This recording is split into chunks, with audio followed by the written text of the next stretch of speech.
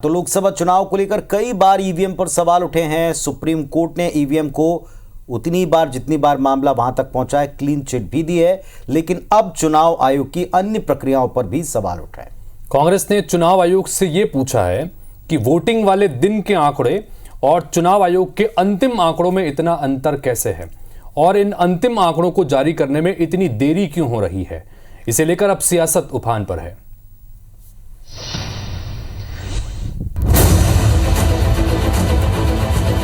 लोकसभा चुनाव के 5 चरण खत्म होने के बाद चुनाव आयोग के कुछ फैसलों पर विपक्षी दल और खासकर कांग्रेस ने सवाल खड़े कर दिए हैं। और विपक्ष का सवाल यह है कि मतदान पूरा होने के बाद रियल टाइम वोटिंग प्रतिशत के आंकड़े और अंतिम आंकड़े जिसे चुनाव आयोग जारी करता है उसमें 4 से लेकर 6% वोटों का अंतर क्यों है। एमपी के पूर्व मुख्यमंत्री कमलनाथ ने भी आज ट्वीट कर चुनाव आयोग से रियल टाइम और संशोधित आंकड़ों में आ रहे अंतर की वजह को साफ करने का आग्रह किया है। आंकड़ों की बात करें तो एमपी में चुनाव आयोग के जारी अंतिम आंकड़ों में 18,04,445 वोट का अंतर है और कांग्रेस दबे स्वर में यही कह रही है कि गड़बड़ी यही हो सकती है। इधर बीजेपी का कहना है कि चुनाव में हार के डर से अब कांग्रेस इस तरह की बातें कर रही है।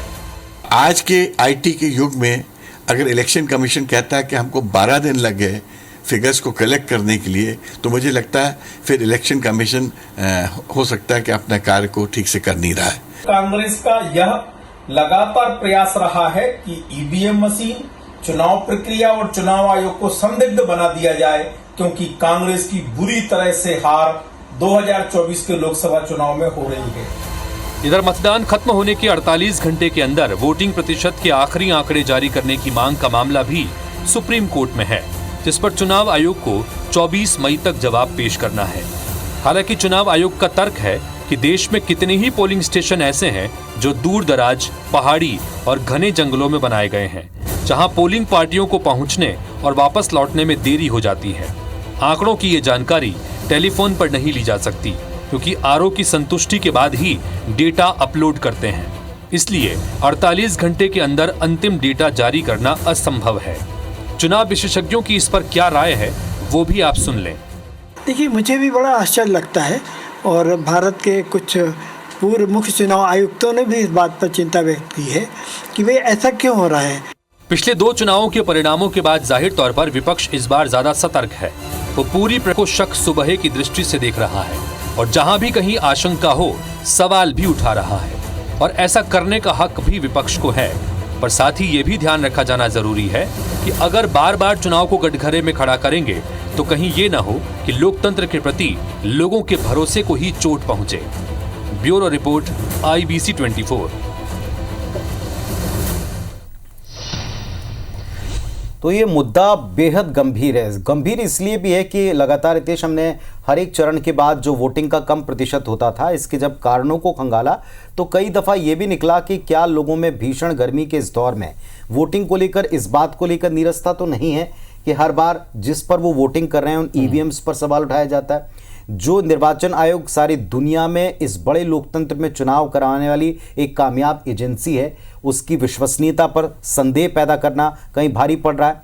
क्या ये ऐसे कई सवाल रहे हैं जिस पर हर चरण के बाद विश्लेषकों ने अपनी अपनी बात रखी है, अपने अपने पॉइंट्स रखे। बिल्कुल, जाहिर तौर पर चूंकि विपक्ष के पास भी सवाल करने का अधिकार है, तो उस अधिकार के तहत विपक्ष सवाल कर रहा है कि भाई अगर आंकड़ा जारी हो रहा है, चुनाव अगर आज संपन्न हुआ, शाम 6 बजे तक के आंकड़े रहते हैं, उसके बाद जो फाइनल फिगर्स आ रहे हैं उसमें एक तो समय का जो अंतराल है वो बहुत ज्यादा है और डिफरेंस जो आ रहा है आने की आज के आंकड़ों में और उसके बाद जो फाइनल फिगर आ रहा है उसमें डिफरेंस बहुत ज्यादा है।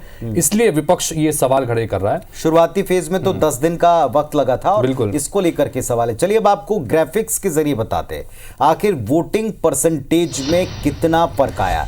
पहले आपको दिखा रहे हैं मध्य प्रदेश में वोटिंग, और मध्य प्रदेश में वोटिंग को लेकर जो आंकड़े देखें, रियल टाइम के आंकड़े बताते हैं कि वोटिंग प्रतिशत रहा है 63.15% का, ये उसी दिन का। और अंतिम आंकड़ा जो आया फाइनली, जो अंतर के बाद आया, वो आया 66.28% का, यानी फर्क दोनों के बीच में जो पहले दिन आया अंतिम आवर्स में और फाइनली आया उसमें फर्क रहा है 3.13% का, 3% से भी ज्यादा। और इसी तरह से छत्तीसगढ़ की बात भी करें, छत्तीसगढ़ में भी कमोबेश इस तरह की स्थितियां हैं।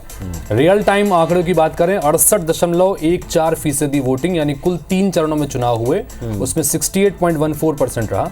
और अंतिम जो आंकड़े आए वो 72.17% थे।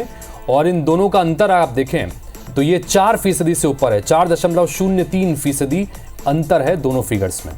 तो चलिए, ये जो अंतर आया और ये जो इतना वक्त लगा शुरुआती फेज में, हालांकि बाद में ये दिनों का अंतर थोड़ा कम हुआ है बाद के फेजेस में, लेकिन ये जो प्रतिशत में फर्क है 3 से 4% का, ये बहुत ज्यादा है और इसी को लेकर आपत्ति जताई गई है, शंका खड़ी की गई है, सवाल उठाया गया। बिल्कुल। और इसे चूंकि हमने वोटिंग परसेंटेज का भी फिगर बताया, इसको आप अगर वोट में अंतर देखें तो मध्य प्रदेश में जो 3 का अंतर आ रहा है, 3% का, ये 18 लाख के ऊपर वोटर्स वोट के मुकाबले, यानी कि 18 लाख वोट जो हैं वो बढ़ गए हैं। और वहीं छत्तीसगढ़ में जो 4% का अंतर हम बता रहे हैं, छत्तीसगढ़ में कुल 8 लाख वोट बढ़े हैं, 11 सीटें हैं, 8 लाख वोट बढ़ गए, और इसी को लेकर सवाल। तो चलिए, ये सवाल है गंभीर, अब इन सवालों की कितनी संजीदगी से जवाब सामने आते हैं ये भी देखना होगा, और क्या इनसे संतुष्ट होते हैं विपक्ष के नेता भी और जनता भी, ये भी देखना होगा।